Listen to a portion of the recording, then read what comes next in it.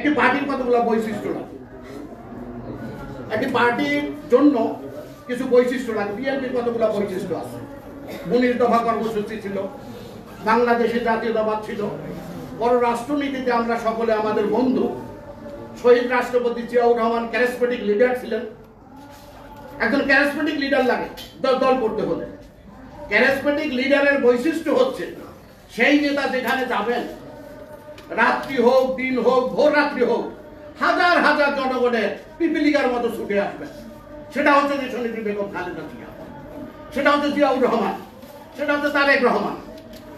এই যে এনসিপি যে সৃষ্টির পরে কয়েকদিন আগে তারা আপনার করলো যে এই যে আপনার এই যে নির্বাচন কমিশনের ওইখানে যে বিএনপির বিরুদ্ধে কথাবার্তা বলে আসলো। ধরেন আপনার কেউ বলে 150, কেউ বলে 200, কেউ বলে 250, ধরেন আমি হাইয়েস্ট বললাম 500 হইল, 500 হইল। আর এর মধ্যে আমি আপনার এই ডাসাতে গেছিলাম কালকে মাদারীপুরের মধ্যে একটা ইউনিয়ন কমিটি গঠন করার জন্য। সেখানে প্রধান অতিথি ছিলেন আমাদের ম্যাডামের অ্যাডভাইজার জহিরুল হক শাহজাদা মিয়া, বিশেষ অতিথি ছিলেন তার স্ত্রী ইয়াসমিনা হক, মহিলা দলের ভাইস প্রেসিডেন্ট কাম বিএনপির মেম্বার এবং সাবেক এমপি, এবং প্রধান বক্তা ছিল শফিকুর রহমান কিরণ, আমাদের এই শরীয়তপুরের প্রেসিডেন্ট। আমি ছিলাম বিশেষ অতিথি। সেখানে প্রায় 1000-3,500 লোক হয়েছিল একটা ইউনিয়নের কাউন্সিলকে কেন্দ্র করে। তাহলে বোঝেন এখন কি অবস্থা।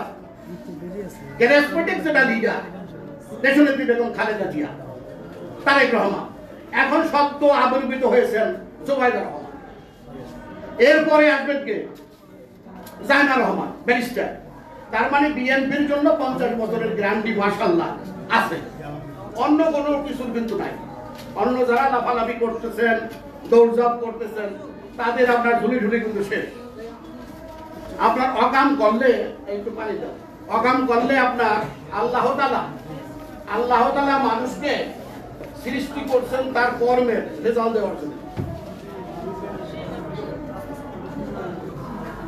শেখ হাসিনা ওয়াজেদ 17 বছর আপনার খামাখা দেশ দখল করে রাখলো, কিন্তু সে না পাইছে আপনার ছেলের আপনার সেবা, না পাইছে পুত্রবধূর সেবা, না পাইছে জনগণের সেবা। হ্যাঁ, সেবা পাইছে। ওই যে আপনার মুন্সিগঞ্জের আপনার ওই যে হিন্দু এমপি আছে, মিনাল কান্তির সেবা খুব পাইছে, রাত্রে দিনে সব সময়। তারপর আমাকে মাদের করে নাসিমের সেবা পাইছে, নানান রকমের সেবা সে পাইছে, কিন্তু পুত্রবধূর সেবা। তারেক রহমানের স্ত্রী স্বনামধন্য ডাক্তার, সারা পৃথিবী কার্ডিওলজিস্ট, সে তার আপনার শাশুড়ি আম্মাকে যেভাবে সেবা করছেন, আর এক পুত্র আপনার এই আরাফাত রহমান কোকুর স্ত্রী শর্মিলা, আপনার এই সৈয়দা শর্মিলা, সে যেভাবে সেবা করছেন, আবার লন্ডন থেকে সেবা করার জন্য বাংলাদেশ আইছে। আর ওই যে শেখ হাসিনার পুত্রবধূ আইছিল আপনার, কাপড় পড়ছে পর আমার বয়স হলে তো কাপড় পরা দিয়ে চলে যায়, কারণ কাপড় তো জীবনে পরে নাই। আমার একটা চিন্তা ছিল যে এই ট্রাকে ওঠার পরে কাপড় চোপড় যদি কোনো জায়গায় চলে যায় তাহলে কেমন হবে। হ্যাঁ, তা যাই হোক বাবা, অকাম করলে তার একটা রেজাল্ট আছে। আমরা এখন চিন্তিত এই সরকার নিয়ে, তোমাদের বসাইছি নির্বাচনের জন্য, তোমরা করতেছো নানান রকমের কাজ। একবার সংস্কার, একবার নির্বাচন, একবার ইয়া, এত কাজ তোমাদের কে করতে বলছে? এত কাজ তো তোমাদের, যদি এই সমস্ত কাজ তোমরা করো, যদি বিএনপি, যদি যারা পার্লামেন্ট হবে, সেই পার্লামেন্ট থেকে যদি এটা পাস না হয় তাহলে এর কোনো দাম নাই। কারণ যে কোনো জিনিস বাংলাদেশে হোক সেটা পার্লামেন্ট থেকে পাস হইতে হবে। তো পার্লামেন্টের যদি আপনার আমাদের জনসাধারণের বিরুদ্ধে যেগুলো যাবে সেগুলোতে সেই পার্লামেন্ট পাস করবে না। কাজেই ভাই, এখন সমস্ত বাহানা ঢানা বাদ দিয়ে দেশের জনসাধারণের যে নৈতিক অধিকার, যে প্রকৃত অধিকার, সেই অধিকারের দিকে হাঁটো। আমরা 17 বছর ভোট দিতে পারি নাই, সে স্বাধীনতার কারণে, সে বালা মুসিবত চলে গেছে দূরে। এখন ভাই আমরা সুস্থ শরীরে ভোট দিতে চাই। যার ভোট যাকে দেব, যে যার ভোট দেবে দিনে না, দিনের ভোট দিনে হবে, রাত্রে হবে না। আর যাকে দেব তার নামে যেন গণনা হয়, সেই ব্যবস্থা তোমরা করো। বিএনপি আপনার 1990 সনের এই গণ অভ্যুত্থানের পরে শেখ হাসিনা নানান রকমের কথা পায়। একবার যাইয়া ইন্ডিয়া কইলো যে বিএনপি 10টা সিটের বেশি পাইবে না। কলকাতা আপনার এয়ারপোর্টে, দমদম এয়ারপোর্টে নাই না। তখন ওর 3 দিন পরে দেশনেত্রী বেগম, এই যে ক্যারিজমেটিক লিডারের যে বৈশিষ্ট্য আমি বলি আপনাদের, এই কথাগুলো আমি শেষ করব। দেশনেত্রী বেগম খালেদা জিয়া ওর 3 দিন পরে উত্তরবঙ্গ সফর করলেন। সেখানে আপনার তৎকালীন আপনার ইত্তেফাক দেখবেন, নাজিমুদ্দিন মাস্তান ইত্তেফাক একজন প্রখ্যাত রিপোর্টার আপনার রিপোর্ট করছিল, নাজিমুদ্দিন মাস্তান দেশনেত্রী বেগম খালেদা জিয়ার গাড়ি যখন নওগাঁ থেকে রাত্রি 12টায় বগুড়ার উদ্দেশ্যে রওনা দিলেন, বগুড়ার সমস্ত কুলু বধুরা বৃত্ত বনিতাবা রাস্তার দোপাশে দাঁড়িয়ে দেশনেত্রী কমলের স্ত্রী পুতুলকে স্বাগত জানানোর জন্য দাঁড়িয়ে আছে। সেখানে সদ্য প্রসূত নারীর কোলে সন্তান তার তার আঁচলের নিচে বসে মা তার সদ্য প্রসূত সন্তানকে আপনার স্তন পান করাচ্ছেন। তারপরে তাদের অভিলাষ যে কমলের স্ত্রী পুতুলকে তারা এক নজর দেখবেন, তাদের পুত্রবধূকে। দেশনেত্রী বেগম খালেদা জিয়ার গাড়ি যখন বগুড়ার মধ্যে প্রবেশ করলেন, তখন আপনার ফজরের ইসে আপনার মসজিদ থেকে আজানের ধ্বনি বেশনা সালাতু খায়রুন মিনান নারে, তখন দেশনেত্রী বেগম খালেদা জিয়া অবস্থান করলেন বগুড়ার সার্কেট হাউসে। ওই এক লেখার পরে সমস্ত নির্বাচনী আপনার ক্যাম্পিং, সমস্ত নির্বাচনী অবস্থা বিএনপির পক্ষে চলে আসছিল। এই হলো তখন ক্যারিজমেটিক লিডারের বৈশিষ্ট্য। খোদা হাফেজ, বাংলাদেশ জিন্দাবাদ, বাংলাদেশ জাতীয়তাবাদী দল জিন্দাবাদ, দেশনেত্রী বেগম খালেদা জিয়া জিন্দাবাদ, তারুণ্যের অহংকার তারেক রহমান জিন্দাবাদ। ধন্যবাদ জানাচ্ছি আমাদের সম্রাট ভাইকে খুব গুরুত্বপূর্ণ কথা বলার জন্য। আর আমাদের সাথে বাংলাদেশ জাতীয়তাবাদী গণতন্ত্র পরিষদে জার্মান থেকে আমাদের দলে যুক্ত হয়েছেন তরিকুল ইসলাম খান এবং সালাউদ্দিন রুবি। ধন্যবাদ। এই পর্যায়ে বক্তব্য নিয়েছেন আমাদের জাসাসের সিনিয়র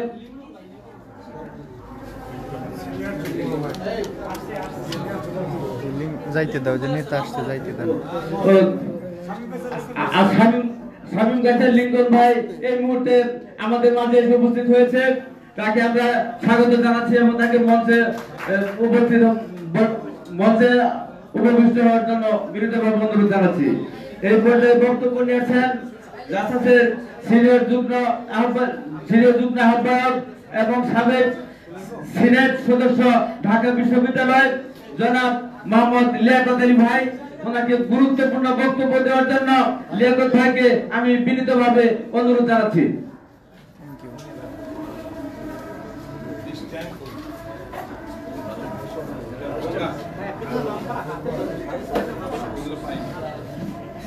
দাদা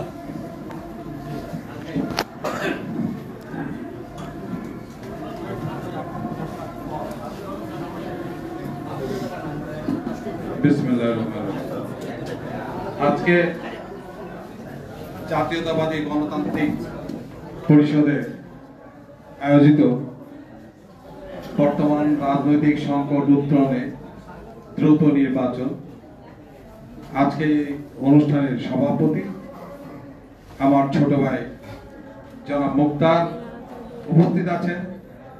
আজকের প্রধান অতিথি এক সময়ের ঢাকা বিশ্ববিদ্যালয়ে কাঁপানো ছাত্র নেতা, কৃষক নেতা, আজকে বিএনপির জাতীয় নির্বাহী কমিটির ভাইস চেয়ারম্যান জনাব শামসুজ্জামান দুদু উপস্থিত আছেন।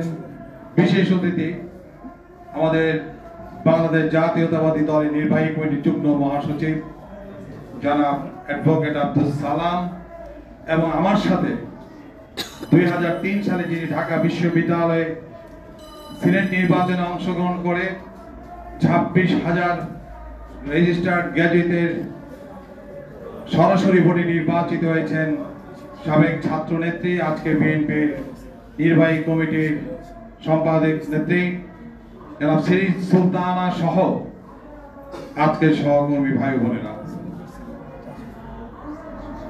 আজকে দেশে একটি বিরাট রাজনৈতিক সংকট দেখা দিয়েছে। রাজনৈতিক সংকটের কোনো কথা ছিল না।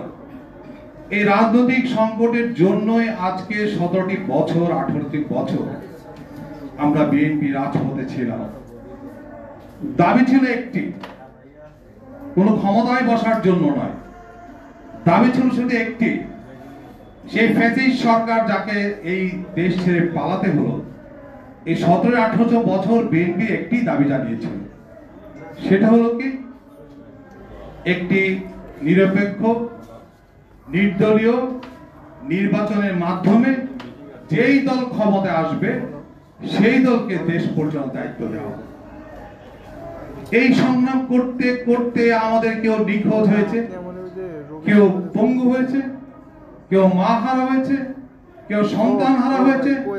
আমরা বাসায় থাকতে পারি না, হয়তো আমরা বাসায় থাকার সৌভাগ্য হয় নাই, আমাদের হয়তো ধান খেতে পাট খেতে থেকে আমাদের জীবন যাপন করতে হয়েছে।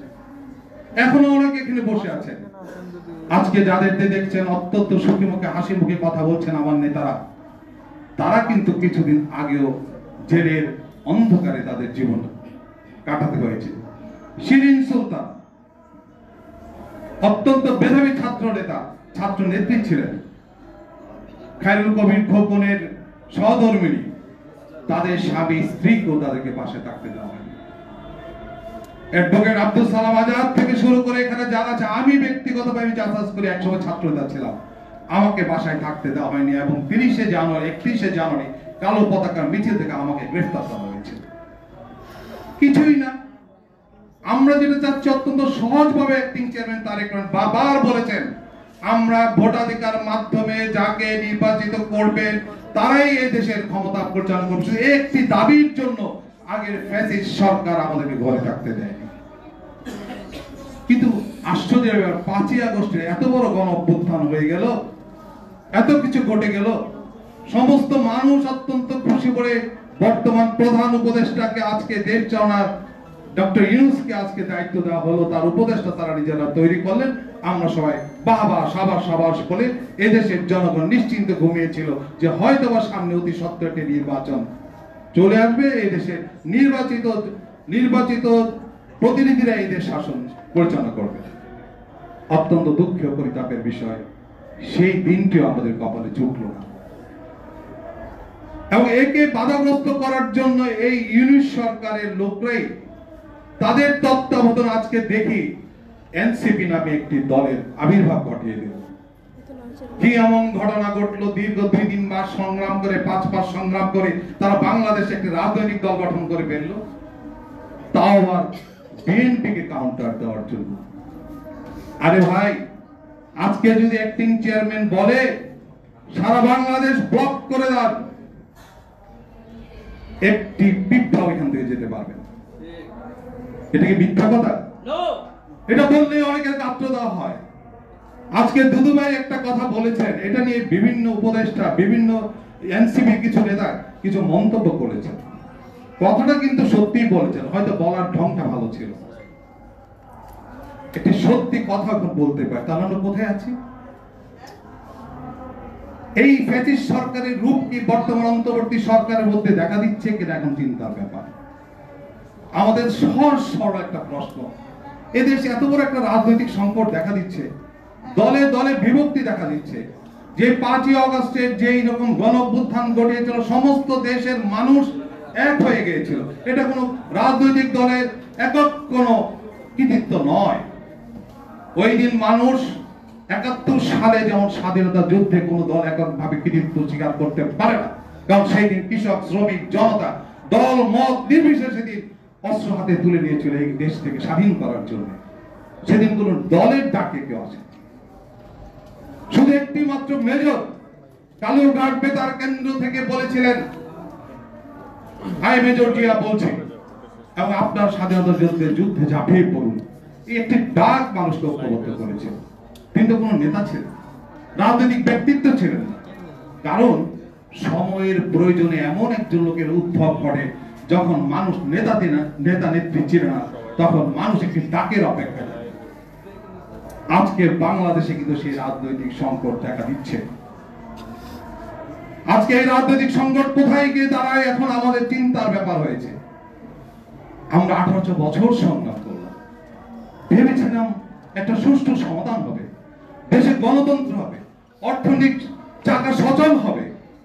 কিছুই দেখতে পাচ্ছি না। দিন দুপুরে ডাকাতি, মারামারি, খুনাখুনি, মব জাস্টিস কি শুরু হলো রে ভাই? এটার জন্যই কি আমাদের এত পরিশ্রম ছিল? এটার জন্যই কি আমাদের এত আত্মত্যাগ ছিল? এই জন্য তো বারবার ভারপ্রাপ্ত চেয়ারম্যান বলেছেন একটু ধৈর্য ধরুন। উশৃঙ্খলা উনি পছন্দ করছেন না বলেই এই অন্তর্বর্তী সরকার কিন্তু এই সময়টা পেয়েছে, বলেই এনসিপি কিন্তু আজকে লম্ফ জম্প করছে একমাত্র ভারপ্রাপ্ত চেয়ারম্যানের নির্দেশের জন্য। এটা সত্য। অ্যাক্টিং চেয়ারম্যান যদি কালকে বলে দেন সমস্ত দলকে ডিসেম্বরে নির্বাচন দিতে হবে, যদি না দেওয়া হয় সমস্ত বাংলাদেশের মানুষ নেমে আসুন, একটি লোকও কিন্তু ঘরে বসবে না, ঠিকই সবাই চলে আসবে। কাজে আমি অনুরোধ জানাবো বর্তমান অন্তর্বর্তী সরকারকে আমাদেরকে কঠোর হতে বাধ্য করবেন না। দেশে কিন্তু একটি রাজনৈতিক সংকট তৈরি হয়েছে আপনাদের জন্য, আপনার কিছু উপদেষ্টার ফালতু কথা বলার জন্য, আপনার কিছু উপদেষ্টা অতি বাড়াবাড়ি করার জন্য। আর যে উপদেষ্টা আজকে আছেন, আপনারা ভেবেন না যে 8 মাসে একটি রাজনৈতিক 8 মাসের আগে 5ই আগস্টে 2টা মাস সংগ্রাম করে আপনি সারা বাংলাদেশ থেকে ফ্যাসিস্ট উদ্ধার করে দিলেন। এত সহজ? আমরা 18 বছর মাঠে কাজ করেছি, আত্মত্যাগ করেছি, আত্মহনন হয়েছে, আমাদের লোক খুন হয়েছে, ইলিয়াস আলী চলে গেল, সুমন চলে গেল, বাসার চলে গেল, আরো অনেক প্রায় 2000-এর মতো লোককে নিখোঁজ করা হইলো, কেউ কোনো হদিস পাওয়া গেল না। সেই যে মানুষের মনে ক্ষোভ জমতে জমতে জমতে জমতে এই 5ই আগস্টের একক দাবিদার কেউ করবে না। আমি আমার বক্তব্য দীর্ঘায়িত করছি না, শুধু একটি আহ্বান জানাবো, এই রাজনৈতিক সংকট সমাধান হবে একমাত্র দ্রুত নির্বাচনের মাধ্যমে। জনগণের কাছে ক্ষমতা হস্তান্তর করাই বাংলাদেশে একমাত্র গণতন্ত্রে আসার অভ্যুত্থান। সবাইকে ধন্যবাদ, সবাইকে ধন্যবাদ জানিয়ে আমি আমার বক্তব্য শেষ করছি। বাংলাদেশ জিন্দাবাদ, বাংলাদেশ জাতীয়তাবাদী দল জিন্দাবাদ, জিন্দাবাদ। ধন্যবাদ লিয়াকত ভাইকে। এখন এই পর্যায়ে বক্তব্য নিয়ে আসছেন ঢাকা মহানগর দক্ষিণের সংগ্রামী সদস্য এবং আমাদের শ্রদ্ধাভাজন আপা জনাব আরিফা সুলতান, অ্যাডভোকেট আরিফা সুলতান আর রোমা আপা, ওনাকে বক্তব্য দেওয়ার জন্য বিনীতভাবে অনুরোধ।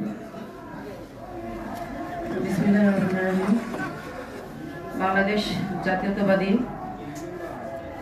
গণতন্ত্র পরিষদ কর্তৃক আয়োজিত বর্তমানের রাজনৈতিক সংকট উত্তরণে দ্রুত নির্বাচন শীর্ষক আজকের এই আলোচনা সভায়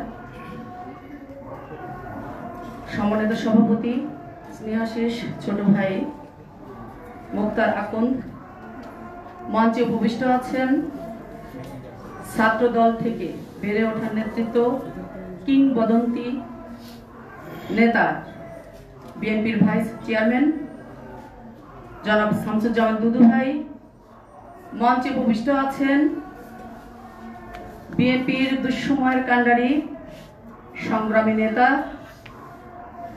বিএনপির যুগ্ম মহাসচিব অ্যাডভোকেট আব্দুল সালাম আজাদ ভাই, মঞ্চে উপবিষ্ট আছেন নারী জাগরণের কিংবদন্তি নেত্রী বিএনপির স্বনির্ভর বিষয়ক সম্পাদক শিরিন সুলতান আপা, মঞ্চে উপবিষ্ট আছেন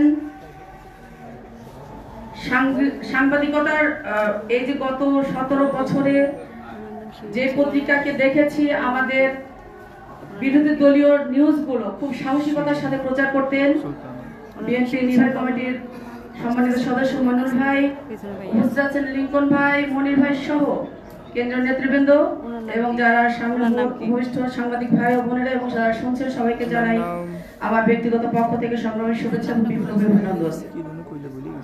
সংগ্রামী ভাইয়েরা আমার, আমরা 17 বছরে আমাদের প্রায় 5000 ভাইকে আমরা শহীদ হতে দেখেছি। আমার ডানে, আমার বামে, আমার সামনে, আমার পেছনে যে ভাইটির হাতে হাত ধরে মিছিল করেছি, পরবর্তীতে তাদের লাশ হিসেবে আমরা পেয়েছি। আমার যে ভাইগুলো সাথে মিছিল করেছি সেই ভাইগুলো রাতের অন্ধকারে দিনের আলোতে হারিয়ে গিয়েছে আমাদের মাঝ থেকে, তারা এখন পর্যন্ত ফিরে আসে নাই, প্রায় 2000। ওই ইলিয়াস আলীর সহধর্মিনী এখনো দরজাতে কলিং বেলের আওয়াজ পেলে হয়তো বা ভাবে তার স্বামী হয়তো দাঁড়িয়ে আছে গেটে। চৌধুরী আলমের মা এখনো দরজা দিকে তাকিয়ে থাকে তার ছেলেটি হয়তো ঘরে ফিরবে। এই যে আর্তনাদ গুম পরিবারের, গুম সদস্যরা ফিরে আসবে, এটা শুধু তারাই জানে এই ফিলিংসটা কেমন। আজকে আমাদের সাথে যারা মিছিল করেছে, মিটিং করেছে, আজকে তার পঙ্গুত্ব জীবন বরণ করেছে এবং তাদের কারো চোখ নাই, হাত নাই, পা নাই, বডিতে হাজার হাজার বুলেট নিয়ে তারা জীবন যাপন করছে। কেন করছে এগুলো? কিছু এই 17 বছরে আত্মত্যাগ শুধুমাত্র একটি অবাধ, সুষ্ঠু এবং নিরপেক্ষ নির্বাচনের জন্য, অন্য কোনো কিছুর জন্য নয়। এই যে বিএনপি নেতা কর্মীদের যে আত্মত্যাগ, ঢাকার রাজপথ রঞ্জিত হয়েছে রক্তে, আজকে কিন্তু আমরা কোনো কিছু ভুলে যাইনি। সেই 17 বছর থেকে এখন পর্যন্ত আমাদের একটিই দাবি, একটি সুষ্ঠু, অবাধ এবং নিরপেক্ষ নির্বাচন। আজকে 5ই আগস্টের পর এই সরকার দায়িত্ব নিয়েছে, প্রায় 10 মাস হতে চলেছে। এই 10 মাসে কিন্তু একটি নির্বাচন সমাপ্ত হয়ে একটি গণতান্ত্রিক সরকারের অধীনে রাষ্ট্র পরিচালনা করবার কথা, কিন্তু আমরা কি দেখছি? সংস্কার, সংস্কার, সংস্কার, সংস্কারের নামে সময়ক্ষেপণ করা হচ্ছে। আসলে যে কি সংস্কার করবে এটাই তারা জানে না, এবং আমরা জানি না যে কি সংস্কার করবে, কিন্তু শুধু শুধু সংস্কার সংস্কার সংস্কার করে 10 মাস অতিবাহিত হতে যাচ্ছে। আমরা তো এই সরকারের কাছে এটা প্রত্যাশা ছিল না। আমাদের প্রত্যাশা ছিল তাদেরকে ফুলের মালা দিয়ে আমরা বরণ করেছিলাম, শুধু একটি কারণে, যে তারা একটি নির্বাচন দিবেন, সুষ্ঠু একটি নির্বাচন দিয়ে একটি গণতান্ত্রিক সরকার প্রতিষ্ঠিত করবেন। আমরা তার ধারে কাছে ওনাদেরকে দেখতে পাচ্ছি না। আমরা কি দেখছি? আসিফ মাহমুদ সজীব ভুইয়া, তার এপিএস, তিনি একজন উপদেষ্টা, এনসিপির উপদেষ্টা, তার এপিএস দেখছি 400 কোটি টাকা দুর্নীতির দায়ে তাকে দুদক থেকে তাকে ডাকা হয়েছিল, তার সবকিছু সিজ করা হয়েছে, তাকে বিদেশে যেতে বাধা সৃষ্টি করা হয়েছে। এই হচ্ছে বর্তমান বাংলাদেশের প্রেক্ষাপট। তারা সরকারেও আছেন, তারা আবার নির্বাচনকে কিভাবে প্রলম্বিত করা যায় এনসিপির কথা মতো সরকার চলছে। আমরা কিন্তু এই আমাদের যে প্রধান উপদেষ্টা, তার উপরে আমাদের অগাধ বিশ্বাস, আমাদের অনেক প্রত্যাশা। উনি বিশ্ব নন্দিত একজন ব্যক্তি, উনার কাছে আমাদের প্রত্যাশা একটাই, উনি বাংলাদেশকে সঠিক পথে পরিচালিত করবেন। উনার সেই দুর্নীতিগ্রস্ত উপদেষ্টাদের কথায় উনি চলবেন না, এবং এনসিপির নেতারা যারা উপদেষ্টা দায়িত্বে আছেন তাদেরকে অনতি বিলম্বে উনি ওখানে ক্ষমতাচ্যুত করবেন, এবং অনতি বিলম্বে ডিসেম্বরের ভিতরে একটি সুষ্ঠু গণতান্ত্রিক ভাবে একটি নির্বাচনের ব্যবস্থা করবেন। এটি সারা বাংলাদেশের চিত্র। এটি এর অন্যথায় হলে কেউ কিন্তু ঘরে বসে থাকবে না। আপনারা কিন্তু দেখেছেন এই যে গত 8 দিনের একটি চলমান একটি আন্দোলন ছিল ইশরাক হোসেনকে মেয়র পদে শপথ করানোর জন্য। আমরা কিন্তু সব পারি, আমরা যেমন ধৈর্য ধরে বসে আছি, এই ধৈর্যের ক্ষরণ হতেও কিন্তু বেশি সময় লাগবে না।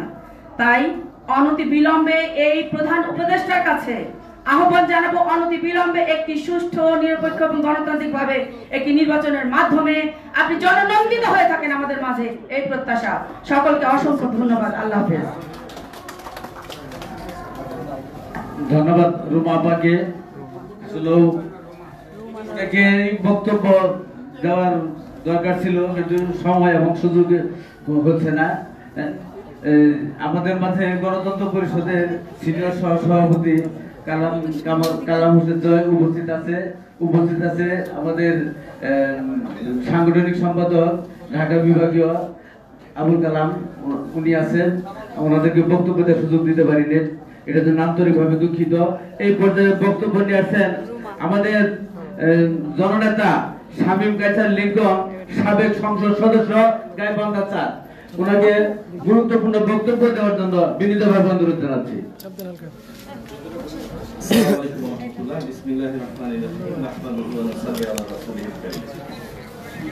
প্রথমে একটু ক্ষমা চেয়ে নিচ্ছি,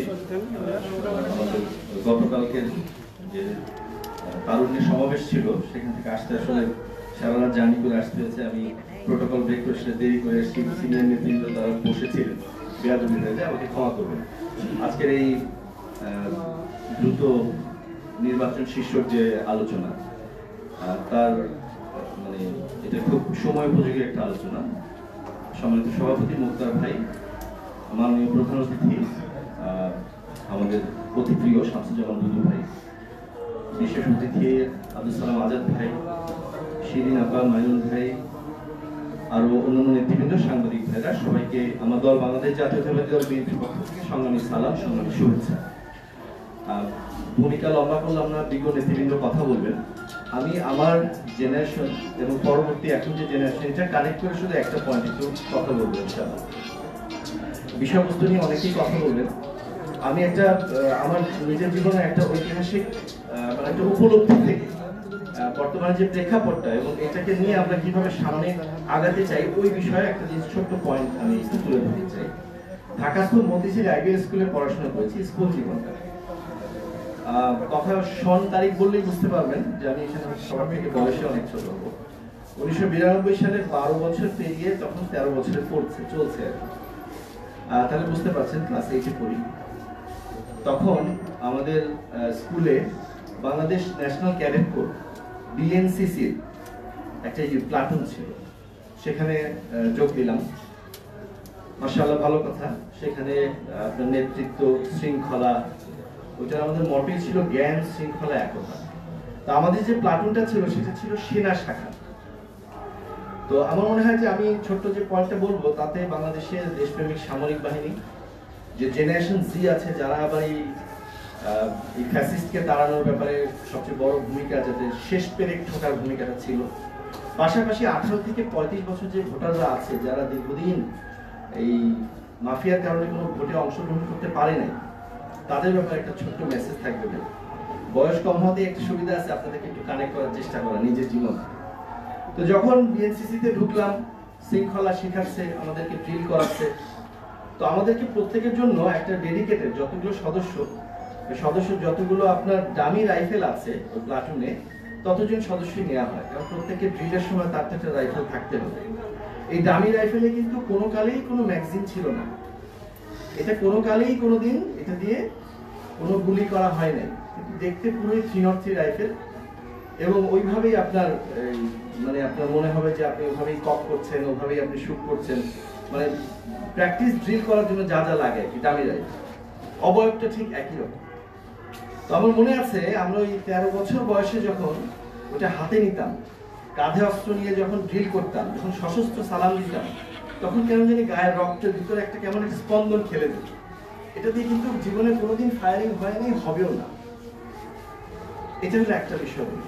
তাহলে আপনি চিন্তা করেন, যারা একটা সুশৃঙ্খল বাহিনী, এই যে এই দেশ ও জাতির জন্য যে ক্রান্তি লগ্নে যাদেরকে মানে সামনে থাকার জন্য যাদেরকে প্রস্তুত করা হয় এবং যারা সদা প্রস্তুত, তাদের হাতে যখন তাজা বুলেটের রাইফেলটা সাথে থাকে, তাদের রক্তে কি স্পন্দন খেলে। সেরকম একটা সুশৃঙ্খল বাহিনী এই প্রায় 1 বছর হয়ে আসতেছে, আরো কতদিন একটা গণতান্ত্রিক উত্তরণ না হওয়া পর্যন্ত এবং তার পরবর্তীতেও একটা স্থিতিশীল পরিবেশ না আসা পর্যন্ত, তারা এই যে 30,000 করে আসছে, আবার বাড়ি ফিরে যাচ্ছে, এই শৃঙ্খল বাহিনীটাকে আপনি তাদের লাইফটাকে একদম হেল করে দেওয়ার মতো অবস্থা। তাদের পরিবার নাই, তাদের আর কোনো কাজকর্ম নাই, তারা যে এখানে এই যে দিনরাত পরিশ্রম করছে, তাদেরকে দেশ এবং জাতি রক্ষার জন্য তাদের যে রুটিন ওয়ার্কগুলো, ওগুলো নাই। এটা একটু ভাবতে হবে। তারপর এই 13 পেরিয়ে যখন 14 পড়লাম, 93 সালের কথা, ক্লাস 9-এ পড়ি। তো আমাদেরকে ওই স্কুলের যে প্লাটুনে 4 রমনা ব্যাটালিয়ন ছিল আমাদের, তো ঢাকা ইউনিভার্সিটির ভিতরে আমাদের ওই রেজিমেন্টটা ছিল। তো আমাদেরকে সিলেক্ট করে করে বিভিন্ন প্লাটুন থেকে 1-2 করে নিয়ে মিরপুর ফায়ারিং রেঞ্জে তাজা বুলেট ফায়ারিং করার প্রশিক্ষণ দেওয়া।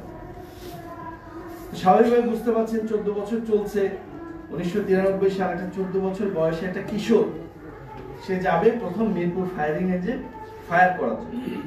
ভালো কথা, আমি ফুল টিমটা নিয়ে যাচ্ছে, আমাদের ইউনিভার্সিটির বড় ভাইরা, কলেজের বড় ভাইরা, তারপর যারা আছেন সেনা শাখা, নৌ শাখা, বিমান শাখা, সারা দেশ থেকে আসছে বিএনসিসির যত সদস্যরা আছে, যারা সিলেক্টেড ফর দ্য ট্রেনিং এবং দ্য প্রশিক্ষণ, যে ফায়ার করানো হবে তাদের। আমরা সবচেয়ে ছোট। তো সেখানে যাচ্ছে মিরপুর ফায়ারিং রেঞ্জের সামনে এক এক করে লাইভ, মানে আপনার কি বলে, মানে রেডি হয়ে আছে আপনার ইয়ে নিয়ে লাইভ পজিশনে যাচ্ছে, ইয়ে করছে। তো যখন আমার টার্ন আসলো, আমার স্পষ্ট মনে আছে, স্টাফ জি বলতাম, একজন হাবিলদার সাহেব, প্রত্যেকের পাশে একজন করে থাকতে হয়। এই লাইভ পজিশনে যাওয়ার পরে 303 রাইফেল আজকাল আর দেখা যায় না, প্রচন্ড ভারী রাইফেল, এবারে প্রচন্ড ধাক্কা দেয়। 14 বছর বয়সের একটা ছেলে, তখন 14 পুরো হয়নি, কিন্তু ওই যে আপনার ইয়েটা সিমেন্টের যে কংক্রিটের পাইপটা এখানে বসে দম দম মানে প্রচন্ড আওয়াজ কিন্তু।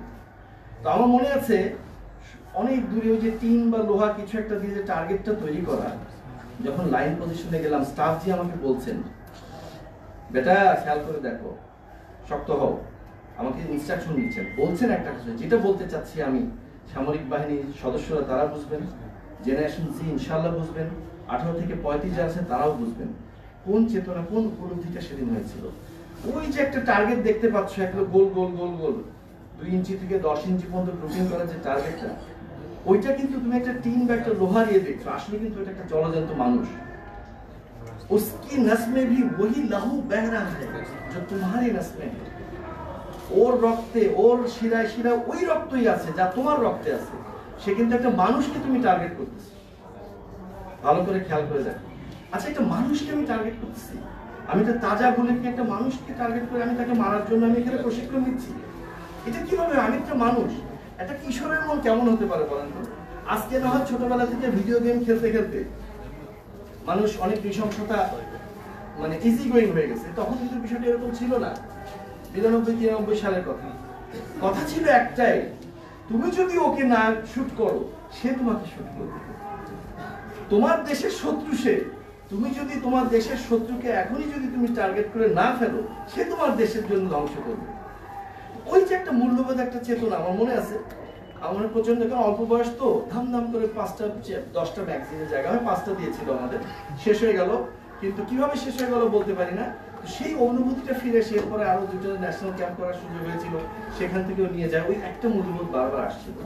তো সেই যে চেতনাটা তুমি যদি না করো তাহলে তোমাকে করবে, এবং তুমি একটা মানুষ, একই রক্ত তার শরীরে প্রবাহিত হচ্ছে, তাহলে একটা মানুষকে আমি শুট করবো। এই চেতনাটা যে এই যে একটা মানে একটা ফিলিংসটা যে ভেতরে দিল, এই ফিলিংসটা এই কমিটমেন্টটা আর কোথাও পাই না। স্কুল পেরিয়ে কলেজ গেল, কলেজ পেরিয়ে ইউনিভার্সিটি গেল, ইউনিভার্সিটি পেরিয়ে আরো উচ্চ শিক্ষা গেল, বা আরো অন্যান্য কর্মজীবন, ব্যবসায়িক জীবন, বিভিন্ন রাজনৈতিক জীবন গেল, এই চেতনাটা যে আলটিমেট চেতনাটা আর পাই না। তো আমি বাংলাদেশের দেশপ্রেমী সামরিক বাহিনী, আমার এই কথাটা থেকে অবশ্যই তারা বুঝতে পারবেন সেই চেতনার ফিলিংসটা।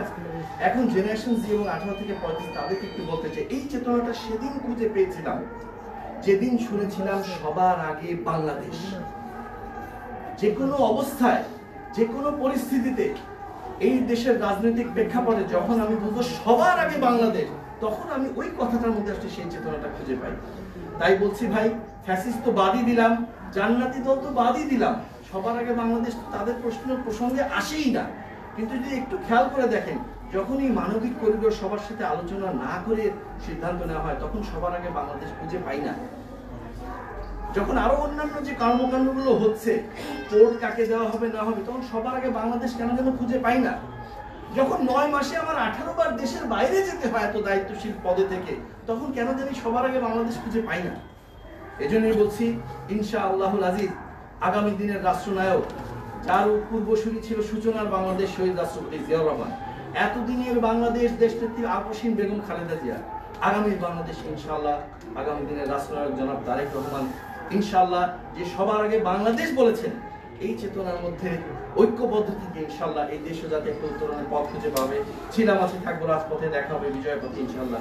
সবাইকে ধন্যবাদ। বাংলাদেশ জাতীয় ধন্যবাদ। আসসালামু আলাইকুম ওয়া রাহমাতুল্লাহি ওয়া বারাকাতুহু।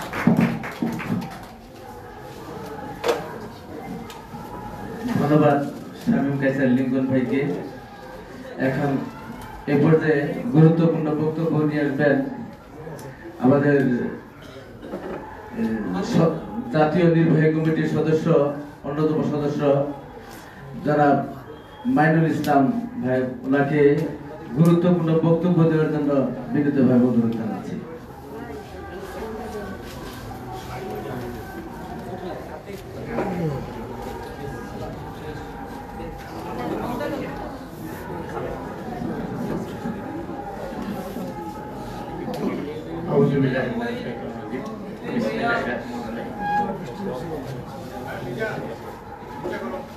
বাংলাদেশ জাতীয়তাবাদী গণতান্ত্রিক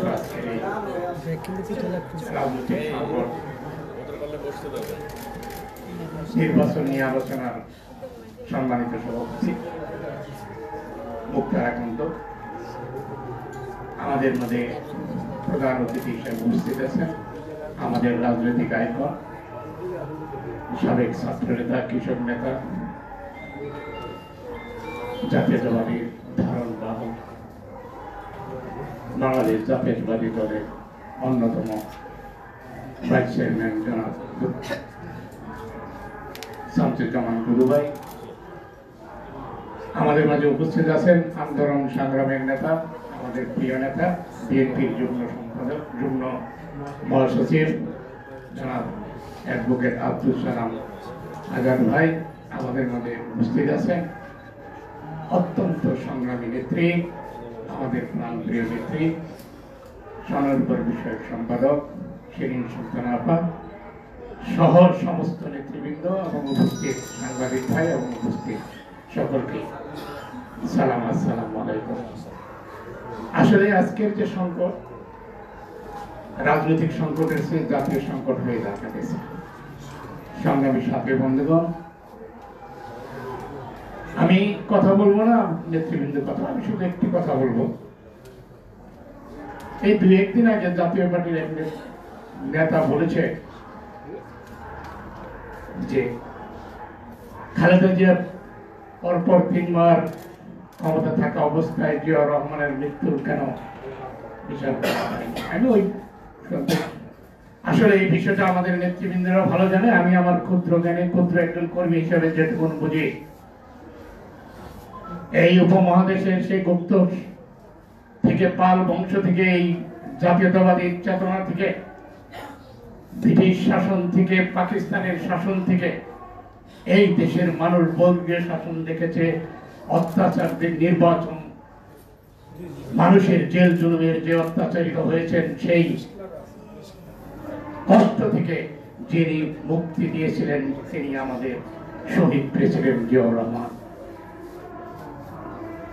তিনি স্বাধীনতার ঘোষণা দিয়ে রণাঙ্গনে যুদ্ধ করে এই দেশকে স্বাধীনতা এনে দিয়েছিলেন, কিন্তু স্বাধীনতার পরবর্তী সরকার এই দেশের অধিকার হরণ করে, রাজনৈতিক অধিকার, মানুষের মানবতা সবকিছু লুণ্ঠন করে, রাজনৈতিককে ধ্বংস করে দিয়ে বাকশাল তৈরি করে এই দেশকে একটি অস্থির পরিস্থিতি নিয়েছিলেন। সেই 1000 বছরের বাঙালি দুদণ্ড শান্তি দিয়েছিলেন আমাদের সেই প্রাণ প্রিয় নেতা শহীদ প্রেসিডেন্ট জিয়াউর রহমান বিরুদ্ধ। সেই যে শান্তি, সেই যে তৃপ্তি, সেই তৃপ্তি পাওয়ার জন্য এই বাংলাদেশি জাতীয়তাবাদী দল দীর্ঘদিন ধরে বাংলাদেশের মানুষ অপেক্ষায় আছে। সেই শহীদ প্রেসিডেন্ট জিয়াউর রহমানকে, গণজন্মা পুরুষকে, গণতান্ত্রিক সরকারকে একটু বিপদগামী সেনারা আবার তাকে হত্যা করে জাতিকে আবার একটি বিভ্রান্তি এবং একটি কষ্টের মধ্যে ফেলে দিয়েছিল। সেই কষ্ট, সেই দুর্দশার থেকে যিনি উদ্ধার করেছিলেন তিনি আমাদের নেত্রী, গণতন্ত্রের মা বেগম খালেদা জিয়া। সেই সামরিক শাসনের বিরুদ্ধে একটি গৃহ মা তিনি রাজ পথে নেমে এই দেশকে সুসংগঠিত করে আবার মানুষের মধ্যে শান্তি দিয়েছিলেন, গণতন্ত্র দিয়েছিলেন, মানুষের ভোটের অধিকার দিয়েছিলেন সেই নেত্রী বেগম খালেদা জিয়া। তারই দায়বাহকতায় যারা 111 তৈরি করে দিয়ে এই জাতি এবং দেশকে অন্য রাষ্ট্রের হাতেও তুলে দিতে চেয়েছিল, সেই যে ষড়যন্ত্র, সেই ষড়যন্ত্র প্রথম বুঝতে পেরেছিলেন আমাদের মা, আমাদের নেত্রী, গণতন্ত্রের মা বেগম খালেদা জিয়া। তিনি 2009 সালে ঘোষণা দিয়েছিলেন দেশ বাঁচাও, মানুষ বাঁচাও। তখন আমরা বুঝতে পারি নাই আসলে দেশ কেন বাঁচাইতে হবে, স্বাধীন দেশ। আসলে স্বাধীন দেশকে পরাধীন করে, স্বাধীন দেশের সার্বভৌমত্ব, স্বাধীনতাকে হরণ করে এই ফ্যাসিস্ট শেখ হাসিনা এই দেশ অন্যের কাছে তুলে দিতে চেয়েছিল। সেটা প্রথম বুঝতে পেরেছিল আমাদের নেত্রী, আমাদের মা বেগম খালেদা জিয়া, দেশ নেত্রী বেগম খালেদা জিয়া। সেই নেত্রীর ধারাবাহিকতায় আমাদের নেতা জনাব তারেক রহমান দীর্ঘ 17 বছর বড় মাঠে বসে যেভাবে নেতৃত্ব দিয়েছেন, তার দূরদর্শী নেতৃত্বে বাংলাদেশ আবার স্বপ্ন দেখছে। সেই স্বপ্নের বাধা হয়ে দাঁড়িয়েছে যাদেরকে আমরা আনন্দময় গণ পরিবেশে ক্ষমতায় আসীন করেছি। আমরা চুন খেয়ে মুখ পড়েছি, তাই জাতিগতভাবে আমাদের সন্দেহের অভাব নাই। আমরা সবসময় সন্দেহ করি। জনাব ডক্টর ইউনূস সাহেব, আপনি আন্তর্জাতিক মানের বিখ্যাত নেতা, আমাদের গর্ব, আমাদের অহংকার, কিন্তু আমরা যে কিছু শঙ্কা করি, যারা আমাদের শিশু সন্তান, আমাদের ভাই, যারা আগামী দিনের এই রাষ্ট্র চালাবে, যারা আগামী দিনের নেতৃত্ব দেবে, তাদেরকে দিয়ে যখন আপনি কিংস পার্টি করেন, তখন তো আমরা সন্দেহ করি। ওই কিংস পার্টির নেতৃত্বের আমি শুধু একটি কথা বলতে চাই, মায়ের গর্ভে 10 মাস থাকার পরে জন্ম নিতে হয়। জন্মটা এত দ্রুত হয়ে গেছে, পতনটা কিন্তু তোমাদের তাই আজকের যে সংকট, শুধু নির্বাচনী সংকট, এই নির্বাচন নিয়ে আমাদের নেত্রী, আমাদের নেতা, আগামী দিনের রাষ্ট্রনায়ক জনাব তারেক রহমান দীর্ঘ 17 বছর যার নেতৃত্বে বাংলাদেশি মানুষ, আমরা জাতীয়তাবাদী কর্মীরা যে জেল জুলুম অত্যাচার, যে গুম খুনের অধিকারে আমরা যে অত্যাচারিত হয়েছে, শুধু একটি কারণ ছিল, সেটা হলো আমরা একটি গণতান্ত্রিক নির্বাচন চাই, একটি নিরপেক্ষ নির্বাচন চাই। সেই নির্বাচনকে আড়াল করে যারা আবার নতুন করে স্বপ্ন দেখছে, আমরা বাংলাদেশের নাগরিক হিসাবে, জাতীয়তাবাদের একটি ছোট্ট কর্মী হিসাবে এটুকু বলতে চাই, বাংলাদেশকে যারা আবার নতুন অন্ধকারের দিকে নিতে চান, সাবধান করে এটুকু বলতে চাই, দ্রুত নির্বাচন দেন, তাতে মানুষের অধিকার সংরক্ষিত হবে, মানুষের আশা আকাঙ্ক্ষার অধিকার সবকিছু প্রতিফলিত হবে। এতে